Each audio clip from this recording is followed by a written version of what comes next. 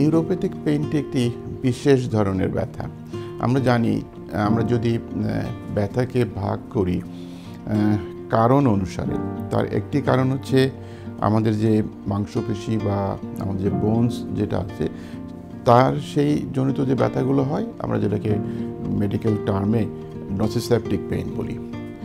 আরেকটি পেইন আছে যে পেইনটি আমরা নার্ভ টিস্যু যেগুলো আছে, যে টিস্যুগুলো আমাদের শরীরের ব্যথাগুলো সেই যে উৎপত্তিস্থল থেকে আমাদের ব্রেনে নিয়ে আসে, এরকম একটি নার্ভাস সিস্টেমকে অথবা নার্ভাস টিস্যুকে যখনই কোনো পরিবর্তন আসে অথবা যখনই আমরা বলি কোনো ইনজুরি হয়, তখনই যে পেইনগুলো তৈরি হয় সেটাকে বলি আমরা নিউরোপ্যাথিক পেইন। এই পেইনটি অন্য অন্য ব্যথা থেকে একটু ডিফারেন্ট।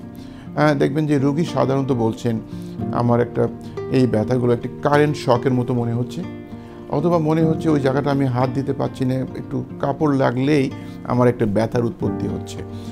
অথবা কেউ কেউ বলে থাকেন যে আমি তো কোনো কিছু করছি না, কিন্তু আমার মনে হচ্ছে পার্ক থেকে পিনস অ্যান্ড নিডলস, মানে পাতে মনে হচ্ছে কিছু একটা পিনের খোসা খোসা লাগছে। এই জায়গাগুলো যখন হয় তখনই আমরা এটাকে নিউরোপ্যাথিক পেইন বলে থাকি।